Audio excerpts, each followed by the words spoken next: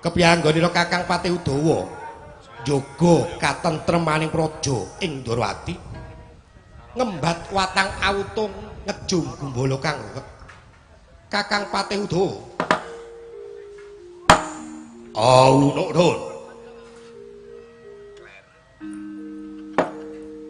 Kepareng matur wonten ngarsanipun Kanjeng Sinuwun. Mbok bilih Kanjeng Sinuwun mundhut priksa anggen kula ngayahi jejibahan jaga tata tertibing kawula lan katentremaning raja. Ing titiwanci menika boten wonten nayaka mandhapipun para kawula ingkang badal dawuh timbalan dalem. Sedaya sami sayek saya kabeh anjunjung kawibawan dalem malah para kawula boten kendhat anggenipun asok bulu bekti miwah glondong pengareng-areng. Mekaten ingkang dados atur kula sinuwun. Nuhun.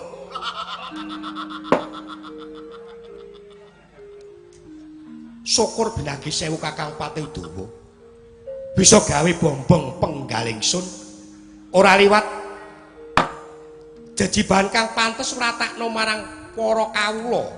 Aja nganti bedak-bedake kawula kelawan Gusti. Nuhun inggih ngestaken dawuh sinuwun. Dereng sak samunipun ingkang abdi kepatihan ngaturaken sembah pangabekti saiki kunjuk. Kakang Patih Udawa ya ndak tampa tiba padha-padha prayogakna pisowanmu Kakang Patih Udawa. Nuhun. Ngestaken dawuh.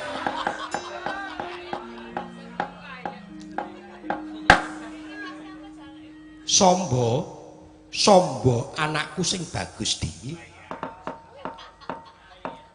Kanthi harja sowan ngadhep ngarsanipun Rama Samba. Pangestu dalem Kanjeng Rama Diwaji ner ing sambikala pisowan kula kepareng ingkang putra ngaturaken sembah pangabekti saiki kunjuk. Kanjeng Rama pun Rama tampa raliwat pangestunipun Rama tampanana ya nggih.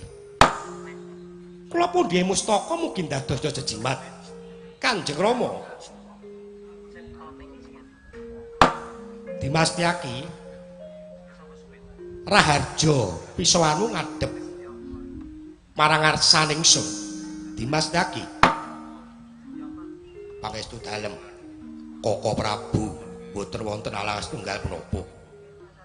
Kepareng ingkang rayi ngaturaken sembah pangabekti saiki kunjuk. Koko Prabu ingsun tampa gawe bombong penggaling sun pangestuku tampanana kula cancang bocah weni mugi dados jejimat. Mengko dhisik to. Menawa ora sisip saka panduluku iki kaya anakku lanang ing Pringgondani Gatotkaca ya rimbyat mojo. Nggih Gatotkaca. Sakwise asat riwemu pun wong ngaturake pambagya harja. Pisowan ngadhep ngarsanipun wong nggih. Berkah pangestu dalem Kanjeng Wa Prabu. Kakang Udawa. Lur. Mbok ditata sike iki aki pambagya harja. Wah nyuwun ngapunten. Karang iki kurang tilem dadi masuk angin. Untung Koko Prabu ora krungu.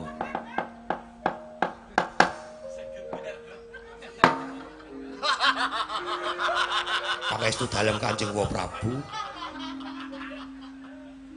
Raharja pisowan kula ngadhep sowan wonten ngarsanipun Wa Prabu. Kepareng ingkang putra ngaturaken sembah pangabekti saiki kunjuk. Ingsun tapa nggih Gatotkaca gawe bombong penggalipun wa ora liwat pangestuku tampanana kula pundi mustaka mugi dados jejimat. Samba Dimas Setyaki lan sira Kakang Udawa ingsun keparengake ngaturake pambagya harja marang Kadang Ira kang nembe wae rawuh ngestaken dawuh Kanjeng Rama